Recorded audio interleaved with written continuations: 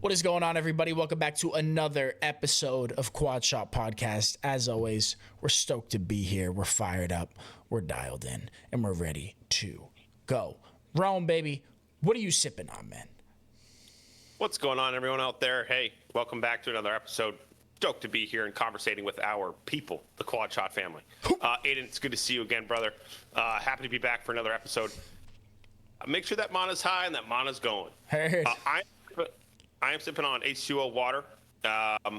Thanks to you, you shipped out I don't know if you guys are aware, but new best in the game water filter out there for drinking water. And also they have a shower head as well that filters water. But San Diego, California, the water's not great out here, especially the tap. So I've been using this Rora water filter, which is, I have more confidence that I am drinking water that's going to keep me healthy and hydrate me and not give me any chemical issues, imbalances, poisoning, or any of that shit. So do you notice a taste difference in the water? Because I don't know what you were drinking before. You just had like a Brita, right? Like one of those countertop Britas or whatever. Yeah, and that doesn't really do it justice. I mean, a huge taste, a lot smoother. Like that chemically, like kind of chlorine taste is out of it, which is crazy. So shout out to the Roar team for, there's not a lot of countertop filter systems that can play a big, have a big difference on the way water tastes. Yeah, so that's Rora, Rorra. Rora, or is it one R? Rora? Two R's. Two R's. Yeah. Mm-hmm. I use the shower head. That's awesome, man. I really like it. What is that? It's the iced latte. Now we're talking. Oh man, what do we got in there? We got iced cafe Viennese. So it's iced latte, extra shot with a little cinnamon and honey. When you say extra shot, are you talking 4? Are you pulling 4? Are you pulling 2? You pulling 3? That's 4. Yep. It better be because it's Quad Shot, baby. Come on. That's what I like to hear, man. We gotta live up to our standards, man. I mean, if we're not, nice, man. All right, so you're on the double trouble. I like it. I just got a black pour over, same thing, except this week I'm bringing to you a different kind of bean. It's a bean I acquired from Whole Foods because Snowy Owl is closed. The Brewster location is closed because they're reopening and another location just down the road. But I can't go get my Snowy Owl beans. I like to, go in there and talk with everyone and get my beans, whatever. So I went with a bean from Whole Foods, Counterculture. The bean is Big Trouble. I know Counterculture. Yeah, it's good. It's not my favorite, but it's good. Shout out. It's not your favorite. That's one of the. I think that's one of the best roasted blends I've ever had. The Big Trouble. I mean, come on. I'm serious. I prefer the local. Support local business. Snowy Owl. They, really source their beans and put a lot of care and effort into it. I like to support that. Okay. But you got to do what you got to do to get the bean intake in, right? Get it high. Yeah. What's going on, dude? How you been? How's the past couple of weeks been for you? We'll do a check-in here. You want to check in, rigmarole? Let's go. Yeah, I've been okay. Past few weeks have been all right. Just trying to move my way through life, navigate challenges in my everyday life, and still get 8 hours, maintain my happiness, keep stress low, even though at times it's hard. But life's been okay. I've been all right. Ups and downs. Not like great, not bad. Been a little bit more anxious than normal, and some stress levels have spiked due to my environment. But so how are you dealing with that? How are you taking care of yourself in the time of high stress or? Another great question. Limit caffeine on days that I feel really wound up. I'll have 1 coffee. Okay, so you're still doing that because we talked about this last podcast. You're still limiting that caffeine intake due to the high anxiety that it might cause or further. Yeah, just on days that I feel really like, you were a mechanic. You know how engines go? When they're in like turbo speed, hyperdrive, like when you're kind of upregulated, it's like you don't want to add any like I mean, maybe you don't want to add any 91 premium, right? Here we go. I love get under the hood. You're meant for it. I am meant for it. I used to work back in the day. No, just but yeah. So limit caffeine intake. I do 1 coffee in the morning, and then I just slow it down. And by slowing it down, I need to explain myself here. So it's actually an actionable thing for our people out there. So obviously I suffer from pretty high anxiety. Can be really challenging at times. But everyone has something, I'm not special. I'm not, everyone's got something, right? I'm just being honest. But I try to, sometimes I have like FOMO and I just get upregulated. I'm like, oh, I want to do this, I want to do that. And then some days when I'm really anxious, I'll have 1 cup of coffee and I'll be like, all right, I know what I need for myself today to feel good. I'm going to do, instead of trying to go work out and then go golfing and then hit the sauna, or then maybe do yoga, like I'm going to go work out, go home, put something together for dinner, or keep it really low key, maybe go see a buddy, say what's up, grab a coffee for the morning, put it in the fridge, and then go home and watch YouTube and go to bed. Like, and that's sometimes, and that's what I've been figuring out with my life. It's like, sometimes that's enough. Like I think a good lesson for me is like, I don't always have to be doing something in order to feel like I've accomplished something. So, understanding, first of all, recognizing where my headspace is at, limiting caffeine, and then making those environmental changes and putting yourself in an environment that is going to reduce stress and anxiety. So I'm not going to go out clubbing when I'm which looks different for everyone, right? Like maybe me or you, because we're both on the coast, we could go and just sit by the ocean, right? But I want to touch on what you said there. It was really big. You feel as if you don't have to do something to feel accomplished, right? So I'm learning. Yeah, that's really big. And you can feel just as accomplished from taking the time for yourself and doing a 10-minute meditation and a breathing exercise or going for a walk than you would if you went to the gym, did yoga, and boom, boom, boom, boom. Sometimes you got to slow it down and find that balance. So that's awesome, dude. I feel like that's definitely some super valuable information that people can utilize in their own life. And that balance is going to look different for everybody, right? For sure. Yeah, dude. And like, I'll be honest, it's been tough. I mean, we're quad shot. We get into things. I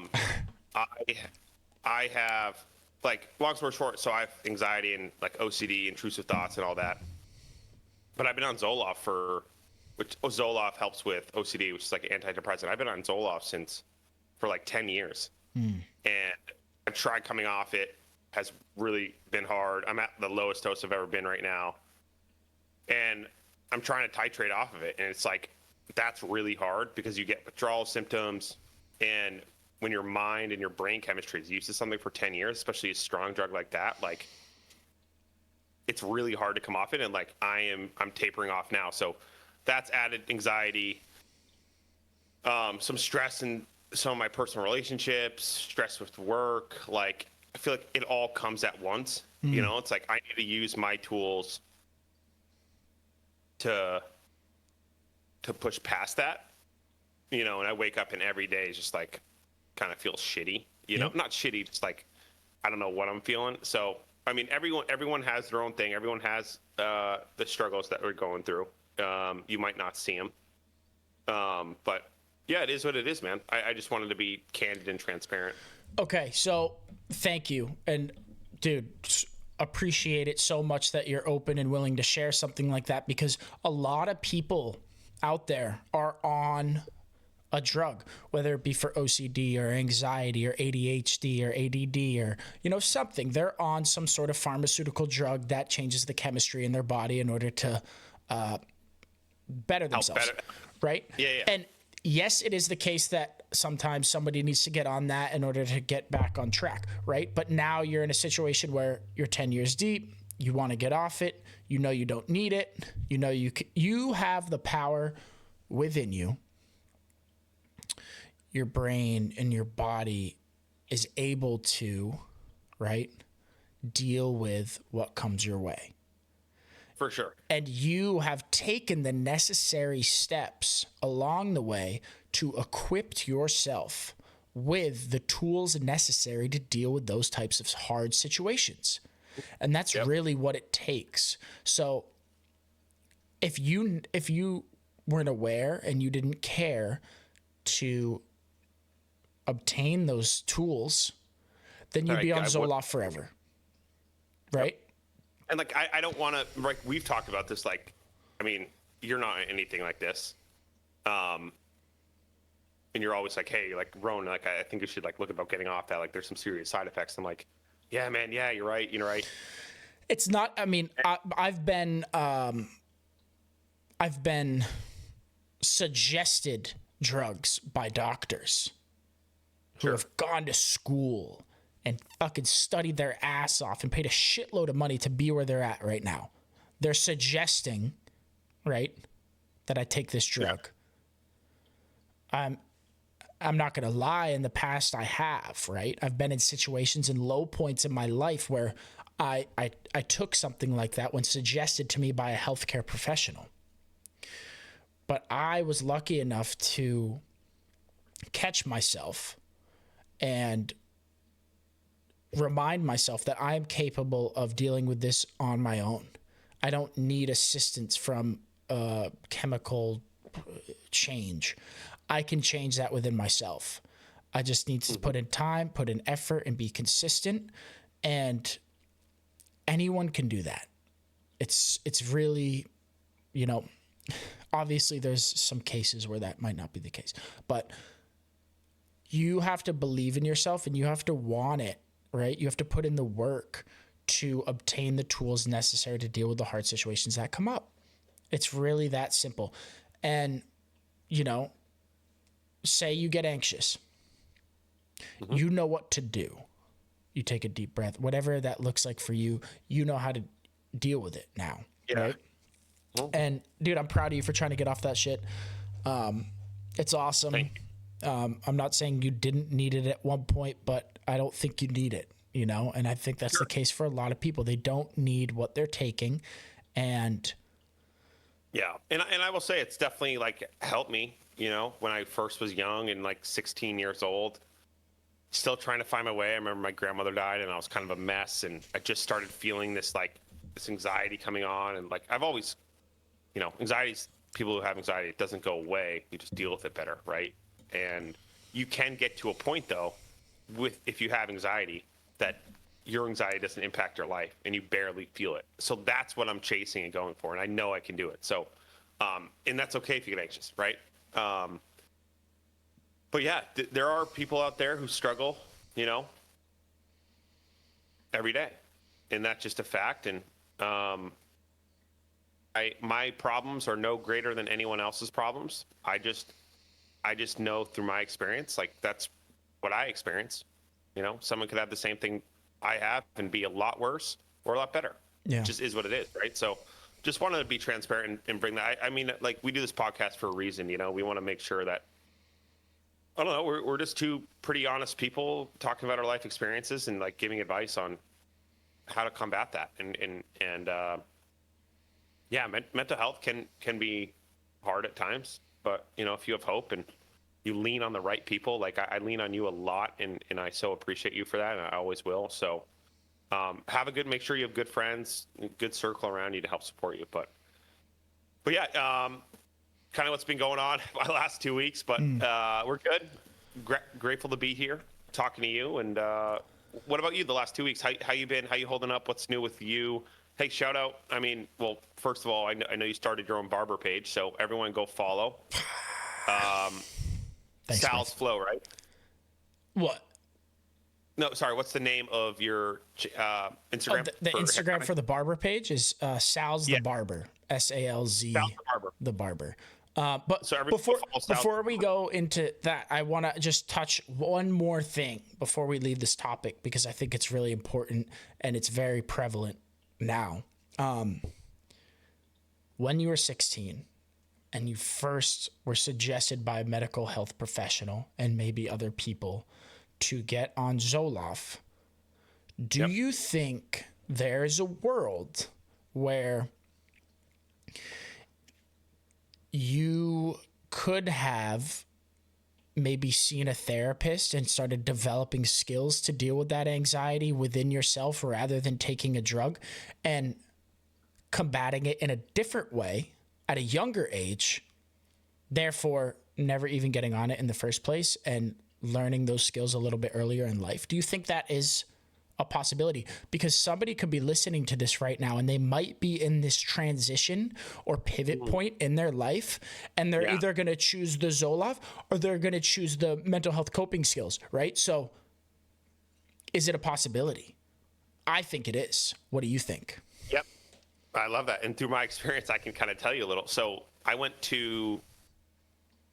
going to therapy at the time. You know, I still even talk with my therapist. Like, my therapist, still a good friend of mine.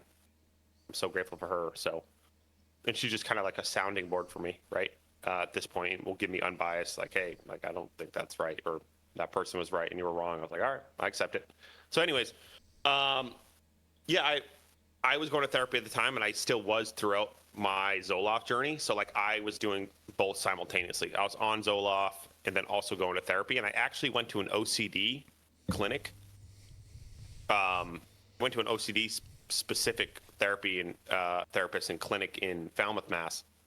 For about a year, I think. And we did a lot of exposure response therapy.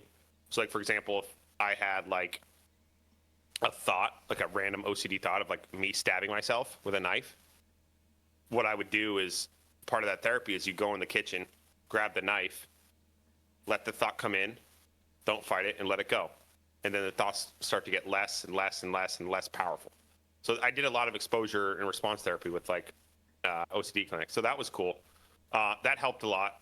But I think, I think at 16 years old, your brain's still developing and formula, like, and that's the tough thing. It's like, I don't want to push antidepressants on people or medication. Like, I think there's always a way around it. I think in my case, like, I was so young and I was so like, I guess naive, and like, I was kind of ignorant to the topic. I didn't know what was really going on with me. So I think the medication like was just an added boost for me to like help be successful in college and high school. And like, I think not that I need it. I don't know how I would have done without it. Right. And like, I would have been fine and would have been successful, but I think that with therapy and hand in hand really really helped.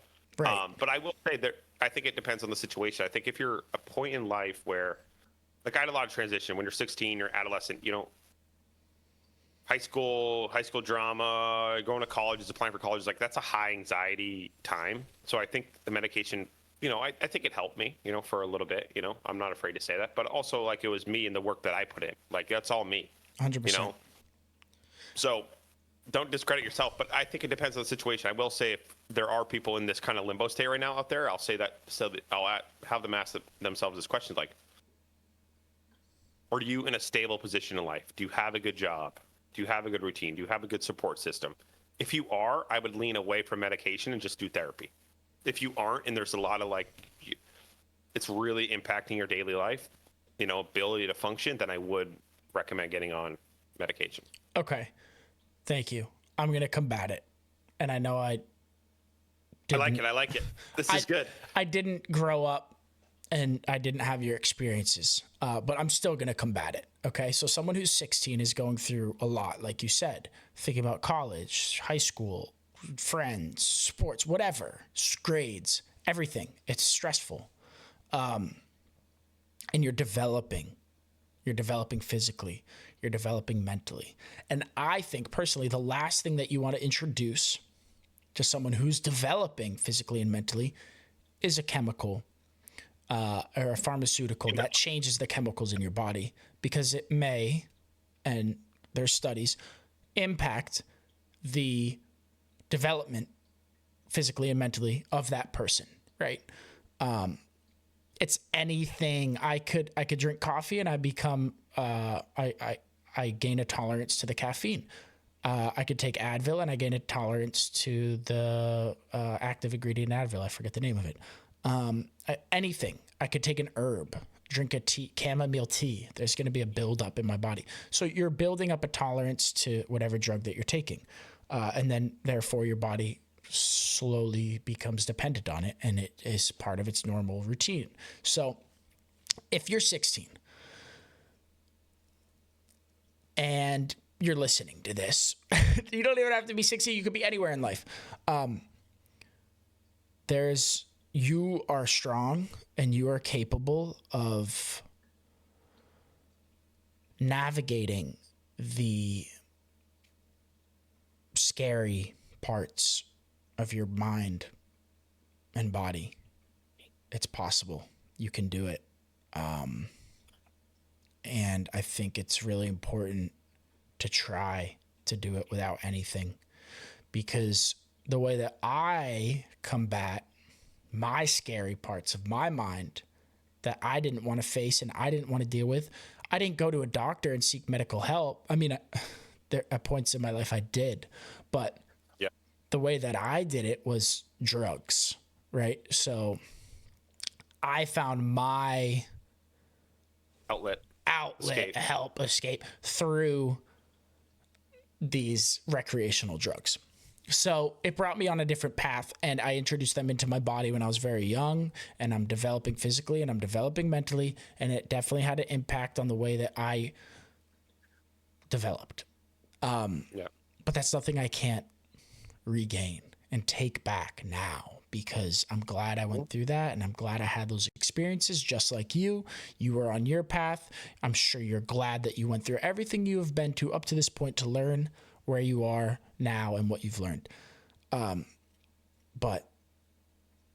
I think the natural approach to things, whether it be like medicine or therapy, some sort of therapy, without introducing anything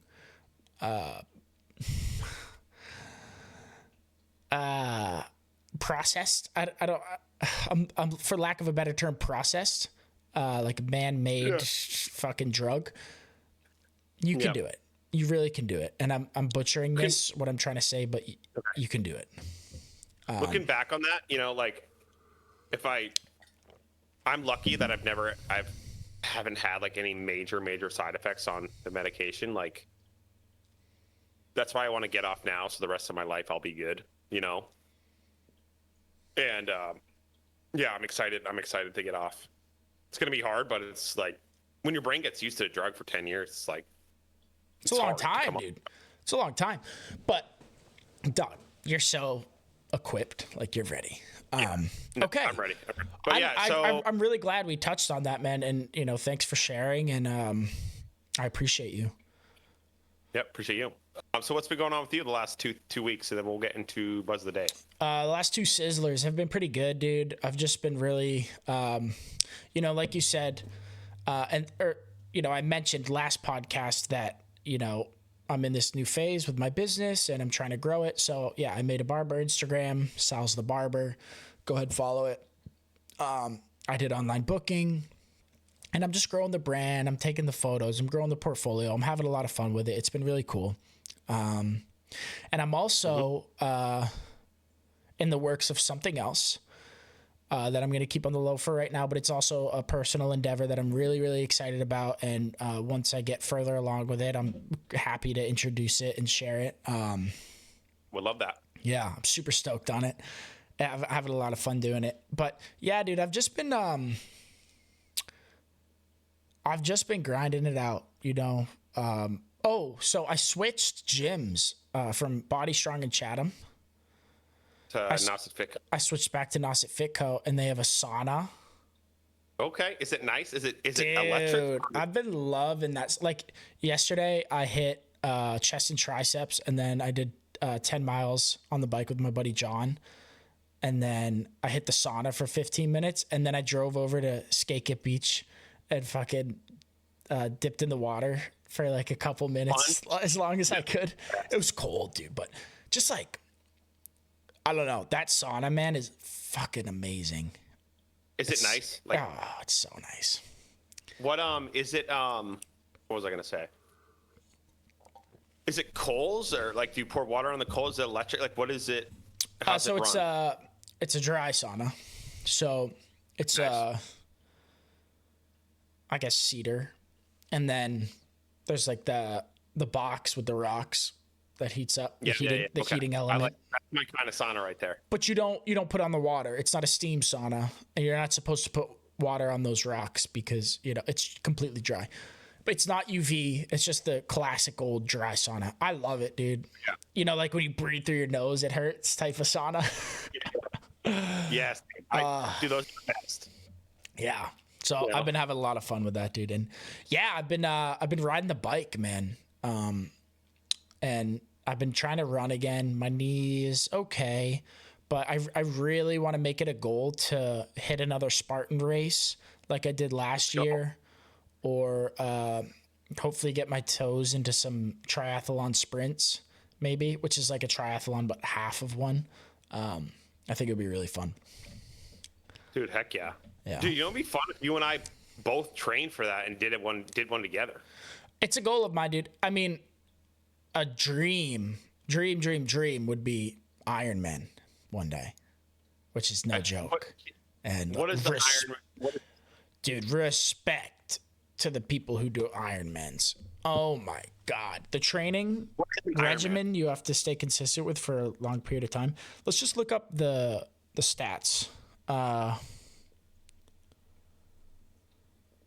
Let's see. An Ironman is one of the most challenging endurance races, consisting of a 2.4-mile swim, a 112-mile bike ride, and a 26.2-mile run, which is a marathon. Right? So it's like a super triathlon. Shit's fucking ridiculous.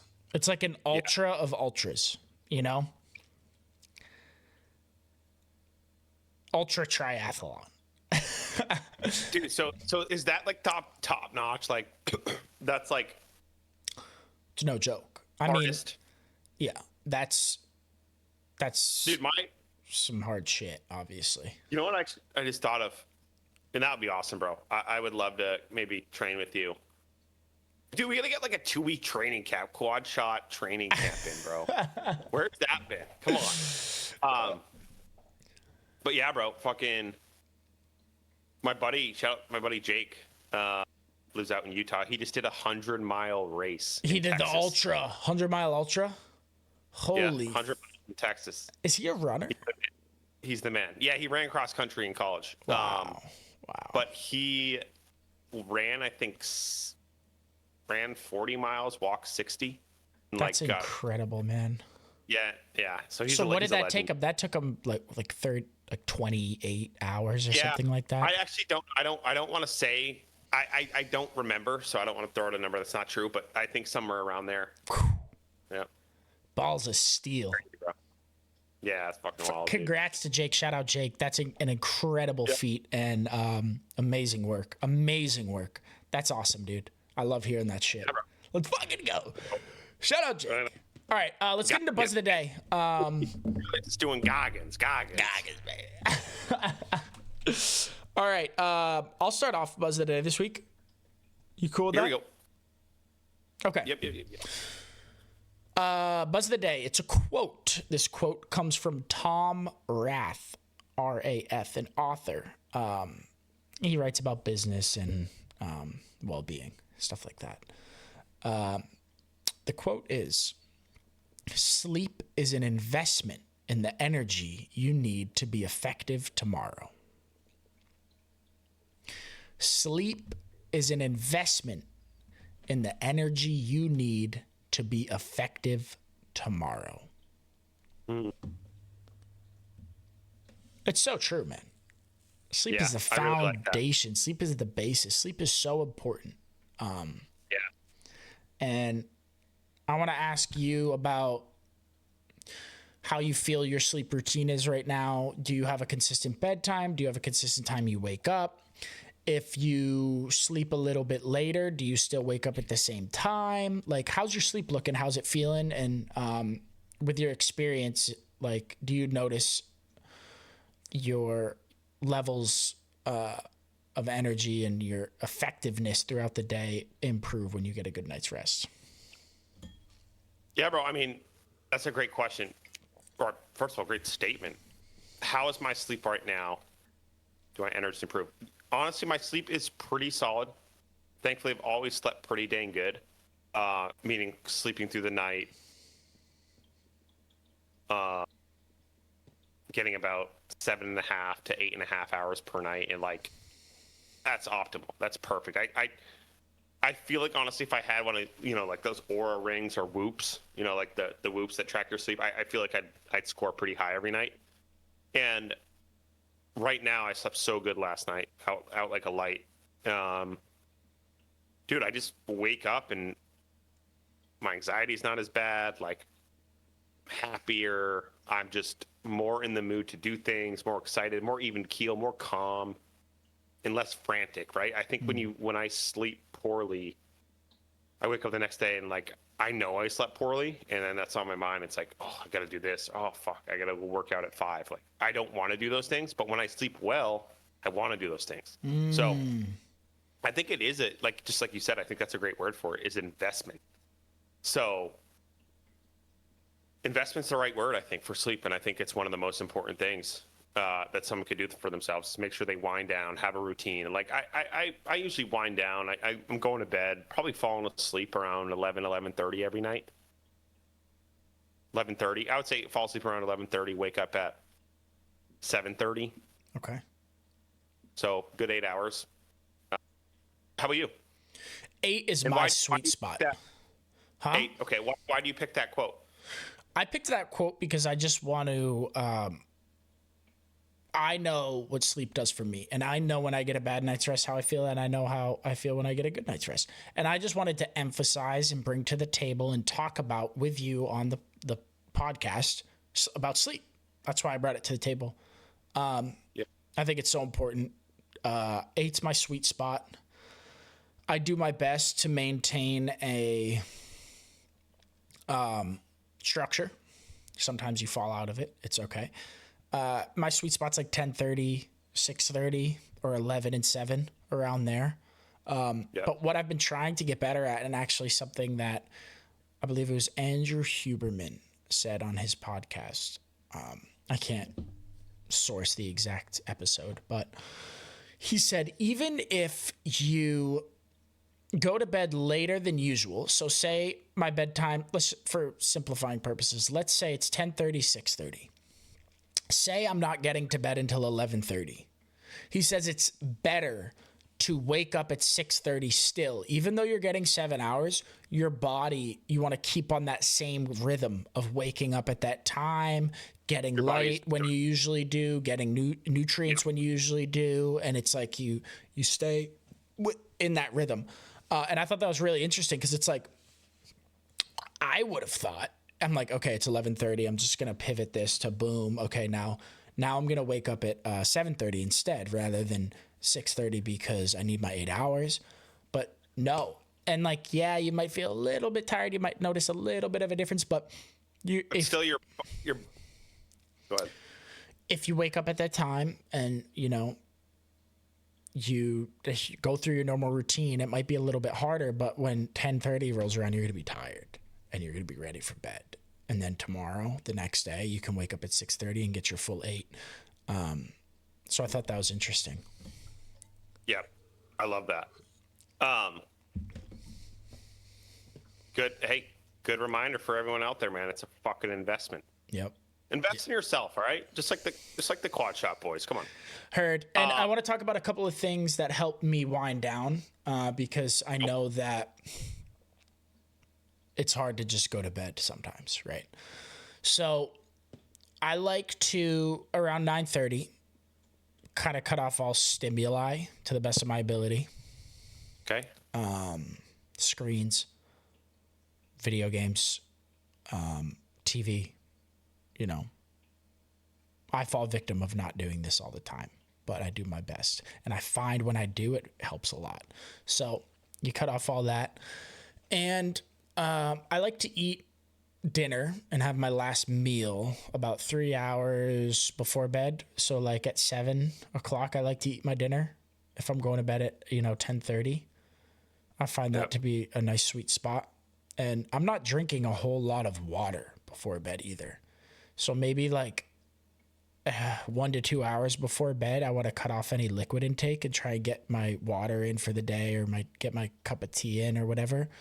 You don't want to have to wake up in the middle of the night. Yep. Exactly. Then you're going to wake up, disrupt your sleep schedule, and have to piss in the middle of the fucking night, right? And that sucks. You're fucking drowsy. You're navigating the fucking dark room, and it sucks.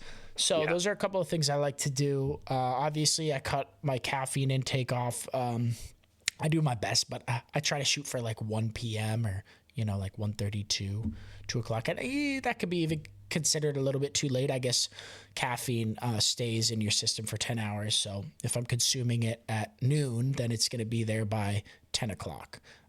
So usually for me, with a 10:30 bedtime, noon would be the cutoff. I do my best, usually end up drinking it around, 1. Like right now it's noon and I'm still having my coffee.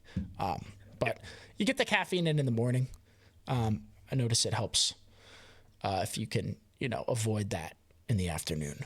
I mean, that's a great game plan. Great philosophy. And knowing you, I know you stick to it. So let's go, baby. We're dialed 8 hours.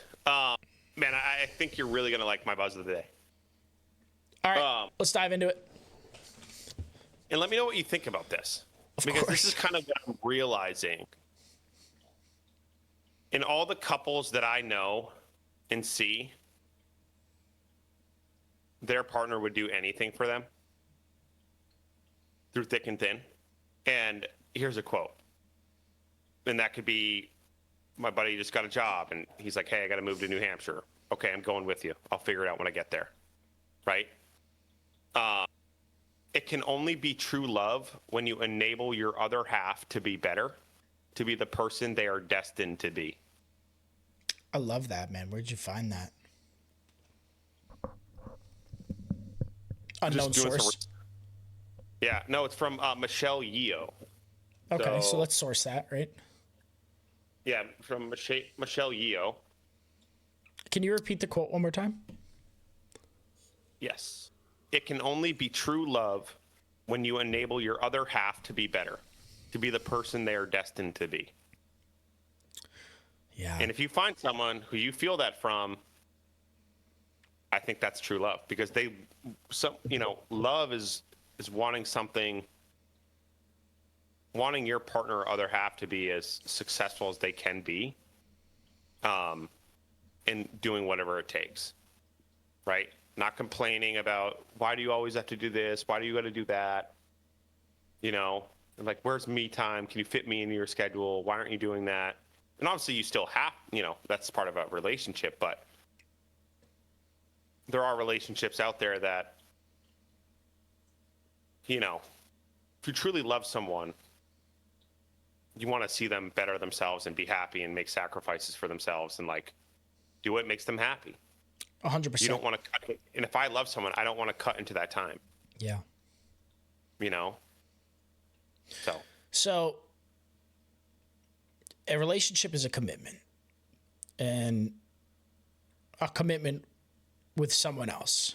And with that comes compromise. So you're 100% right. Yes, of course you are going to have to compromise and, like you said, quote unquote, fit them into your schedule. Me time, like you said, you're going to have to create that for them. But when you have a partner, a girlfriend or a boyfriend, wife or husband that supports you in your endeavors, it's going to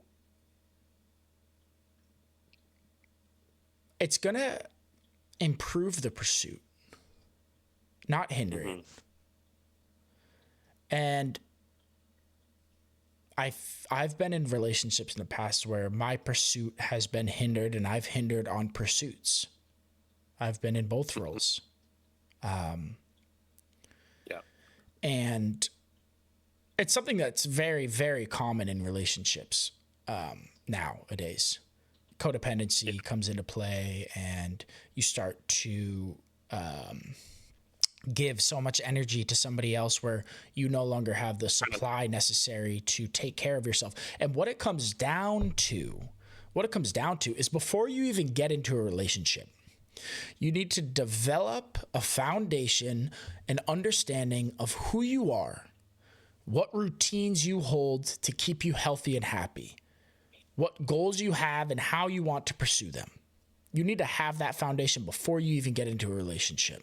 And then once you take on the commitment that comes along with a relationship, you have to be clear, concise, with boundaries set to uphold the foundation that you know keeps you on the path to your dreams.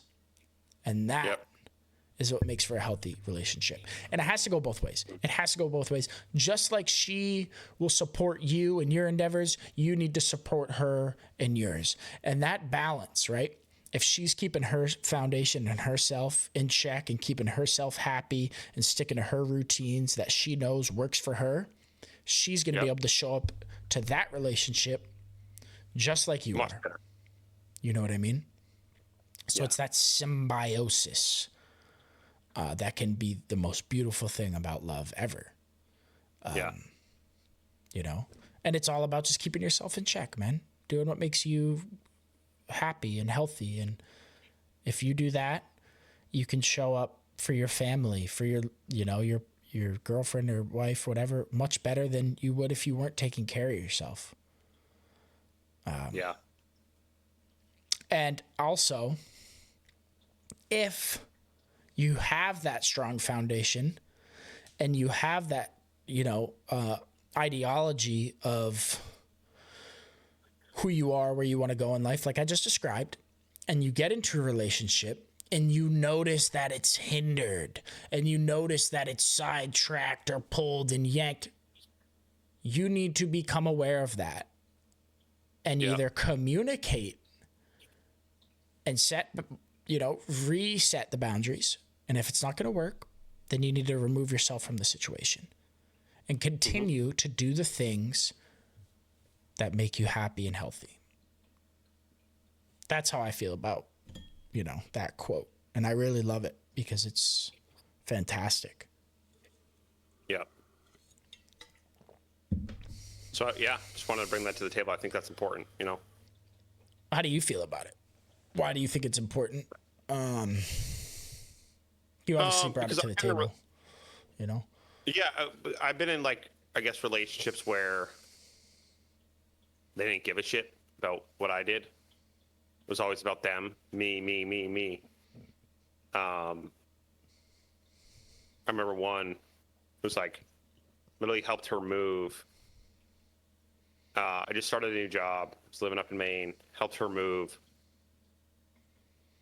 her out of her old apartment, blah, blah, let her stay with me for a week, had all her shit in my apartment that I paid for, and drove her down to Boston. She was going to Europe, drove her down to Boston to go to the airport, and then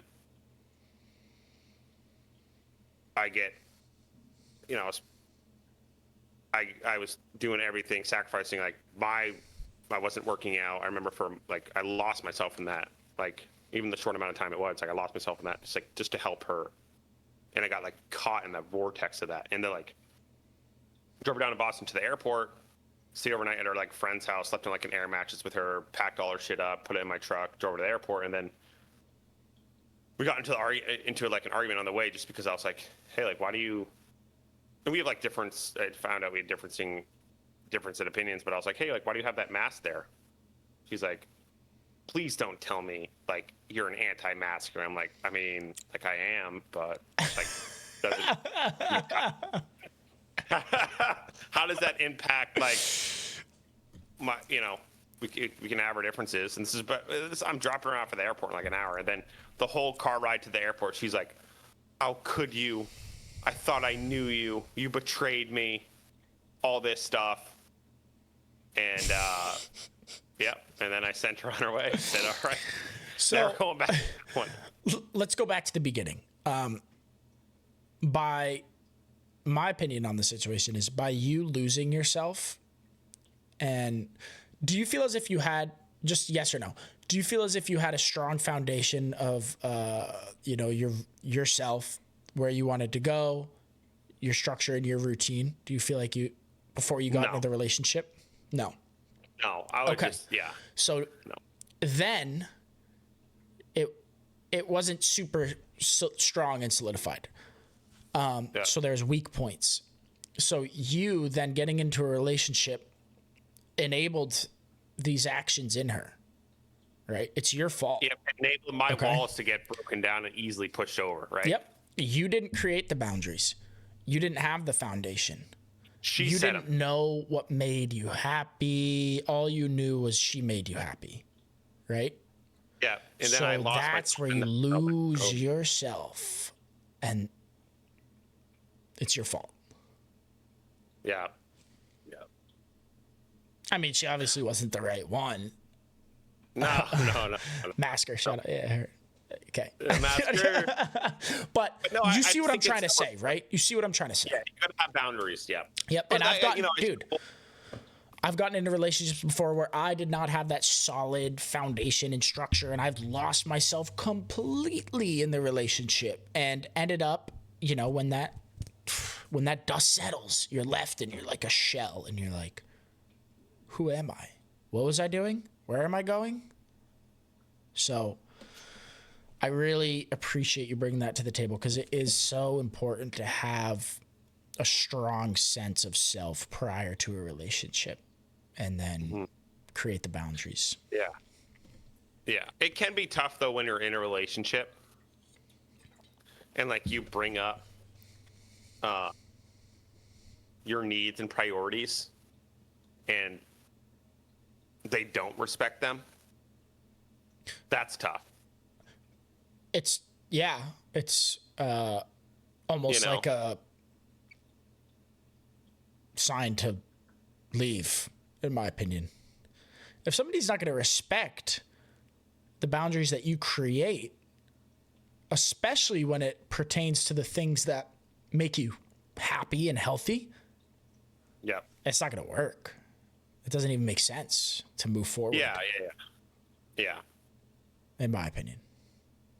Yeah. And, I've noticed I've been in relationships that are great, been in relationships that are not good.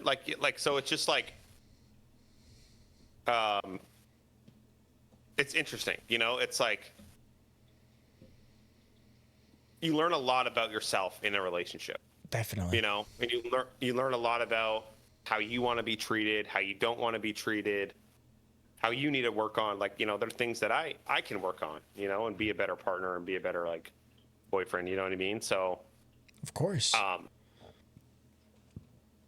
it's really good life lessons, good life experience, and you just get to know that other person, and certain things that you can work out, certain things that you can't, and that's okay, Yep.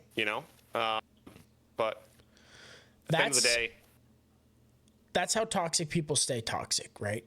At the end of a relationship, instead of looking inward and saying, how can I be better? How can I improve? What was good? What was bad? Reflecting on yourself and taking accountability and responsibility for your actions. If you don't do that, then you're going to do the same thing, make the same mistakes with the next person, right? yeah, So you have to do that. That's what relationships are for. Growth, I think. yeah. It's, I'm in a great relationship right now, and it's funny. It's like it's never going to be perfect, and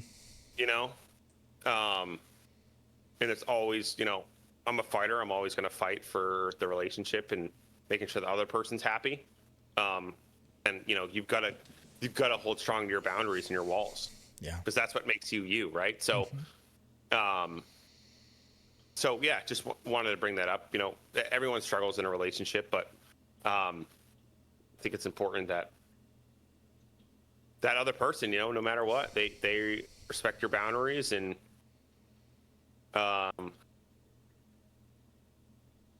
want the best for you. Definitely. And I think that's important. So I love it, dude. I love it. I love it. I love it. Thank you for bringing that to the table. I think that's a perfect pivot point into the pour over section. yeah. I'll go first here. So my question for you this week, Ronan, is, everybody gets sick. Everybody's immune system gets compromised. And I thought this paired well with the buzz of the day and the sleep, right? Usually when you're not getting sleep, sometimes that immune system does get compromised and whatever. So what are a few ways you take care of yourself when you feel a sickness or a burnout coming?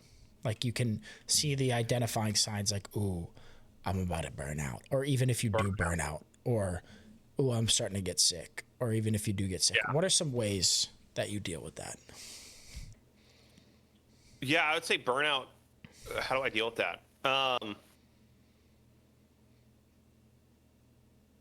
mean, for example, yesterday, I ride horses every few weeks up in North County, San Diego, and I love doing that. It's a nice escape. Like, get on a horse, you're gonna feel like you're on, top of the world, the most calm you'll ever feel. Especially for me, it's so good for me.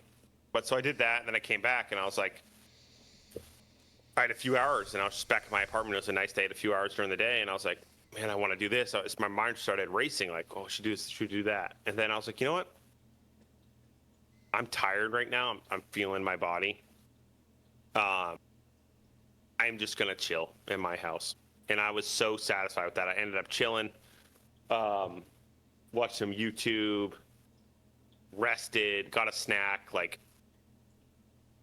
and I just shut it down. And I was like, all right. And then it felt so good to do that because during the weekends, during the week I don't really have the chance to do that. I mean, I do make time for that, but it's harder on the weekdays. But I'll do that. I'll do stuff like that where I recognize, kind of back to the buzz of the day, or what we talked about before. I recognize when I'm starting to get upregulated now, and it's like, okay, I got to bring it back down and do something more grounding and just relax. I don't have to be doing everything at once. I don't have to be doing 4 workouts a day. So it's gonna be all right. So the grounding activity for you would just be slow it down. Maybe just relaxing. Yeah, feel the sensations in my body, feel like what my body needs. You do this all the time so well. You're like, what do I need right now? And I've started to do that more. It's like, okay, this is what I need. Nope, this is what I need. Yep. And you got to listen to yourself and your body and your gut, and how you are physically, mentally. It all comes into play. So definitely. Excuse me. Ooh. Yeah. Need more coffee. Give me a quad shot. But yeah, so just recognizing where I'm at. And that comes with emotional intelligence and understanding who you are and how you operate. So say it was like a cold, on the brink of a cold, or what would you do then? Dude, I mean, you know me. I'm usually not that great about that. I still am just I don't know. You always have the best remedies. All right, take a tea. Make a tea. Eat something healthy. Did you have soup? For me, I'm just whatever, I'll just deal with it. I'll push through, which is fine. But usually sometimes, and the sickness ends up becoming more severe because I don't treat it right away, right? So I'm still getting better at that. And I think that's where you do a great job of, where you nip things in the bud. But yeah, if I feel a cold coming on, I'll usually if I know say I've planned to surf with a buddy that next morning, I'll cancel that. Yeah. No, I need I'll recognize that my body's feeling drained and down. I'm all right, I need to get extra sleep. So I'll cancel plans and make plans around it. Maybe Saturday I was going to go surfing. What I'd probably do is, I'd cancel surfing, reschedule, or just take the morning, have a slow morning to myself. Maybe go for a walk, loosen up the respiratory system, congestion, make sure I'm blowing my nose, lemon water, a lot of coconut water when I'm starting to get sick, smoothies for antioxidants. So stuff like that. I'll go to a smoothie shop and get a smoothie or a high vitamin C. That's actually something I actually do. Get a high vitamin C smoothie with orange juice in it and fruit. But that's subtle ways that I do that, and then just rest. Yeah. How about you? That's great. And yeah, the reason I wanted to bring this up was because tuning in and just becoming aware that like you said, nipping it in the bud. The early signs of becoming sick or the early signs of a burnout. Becoming aware and knowing that is about to happen is very powerful because it gives you the opportunity to then adjust to fix it before it happens. And yes, I think you touched a lot of the bases. I think sleep is number one. Hydration, body movement, like you said, go for a walk, drink plenty of hydration, right? You want to make sure you're getting not just like water, but you want to fill your body with the electrolytes like potassium, magnesium, and sodium, right? So sleep, hydration, body movement. I think you said vitamin C, awesome, right? And there's a lot of natural remedies that you can take to boost the immune system. But those are things anyone can do right there. Hydration, sleep, and movement. You can do that anywhere, anyone. And I think it's great. And I think boosting the immune system when you feel a sickness coming on, it's very similar when you feel a burnout coming on, the steps that you have to take. Cancel your plans, take time for yourself, slow it down, take a deep breath, give your body what it needs, and tuning into what your body needs, you're gonna be able to react in the way that's best suited for what you need. And yeah, I wanted to bring that up. I thought it paired well with the buzz of the day, and I wanted to see how you do that, and it's awesome,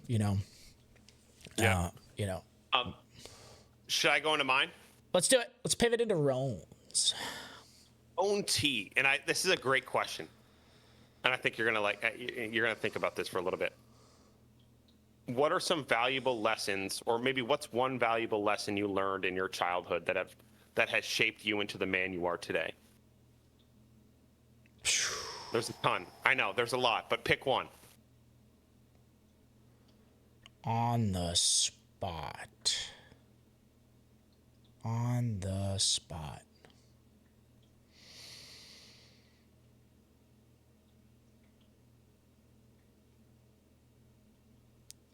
This is a broad one. Super broad one. It is. It is. No. I don't mean the question. I mean my answer. Okay. So, sorry. I think that being introduced to the ideology of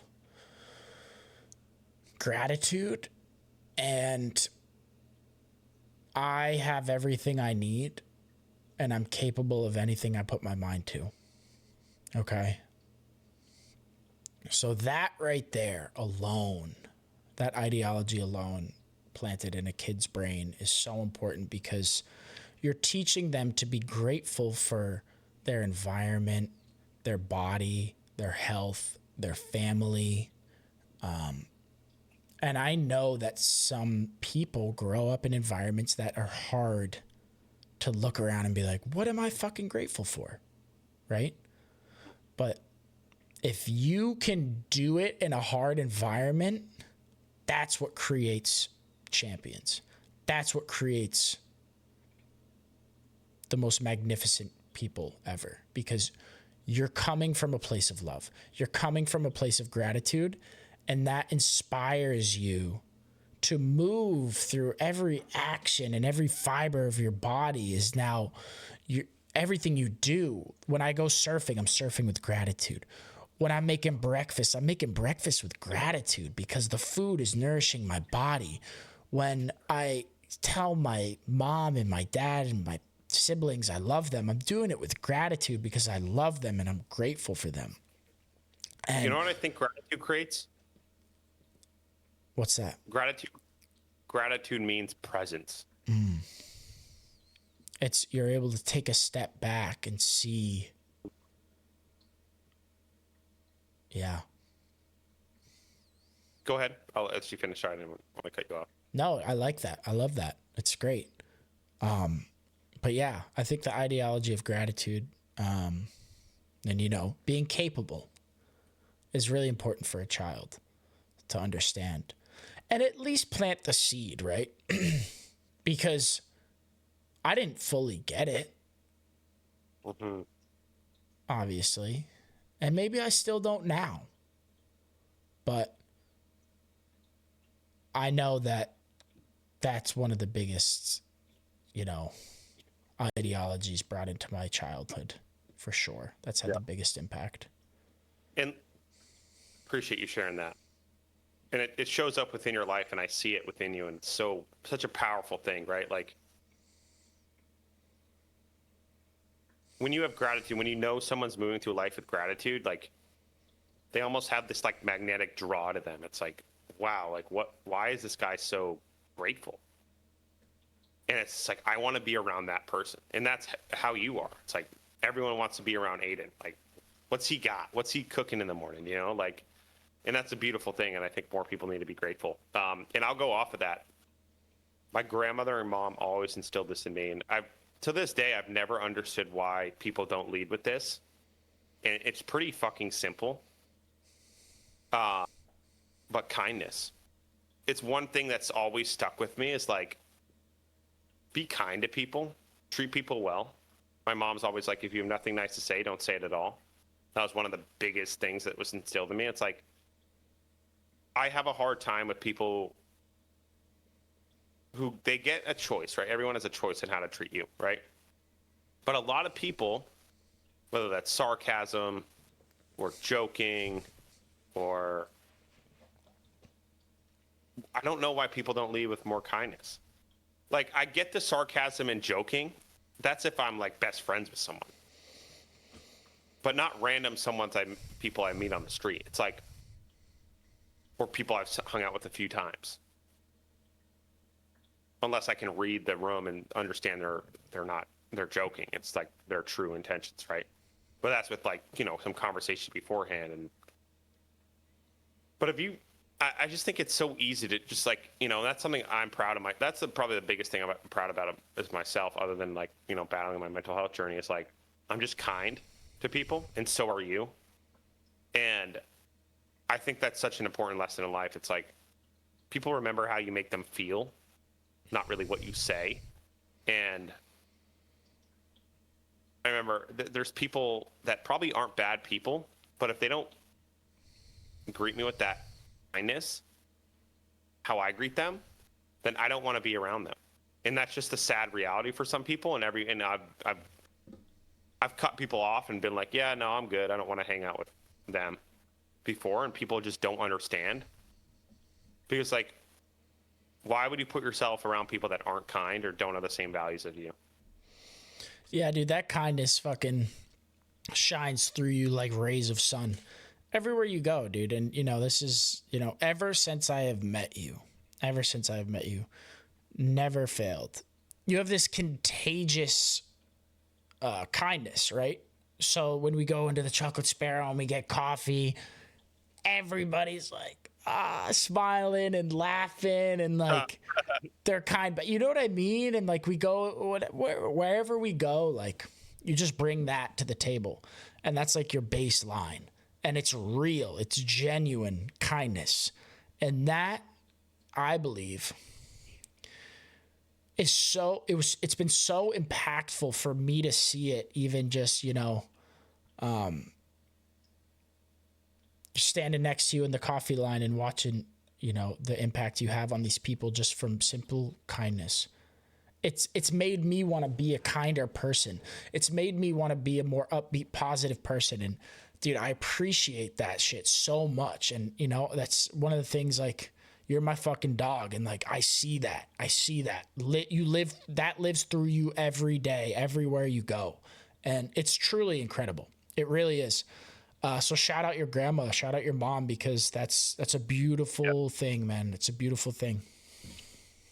Thank you, bro. Appreciate you. Very nice of you to say that.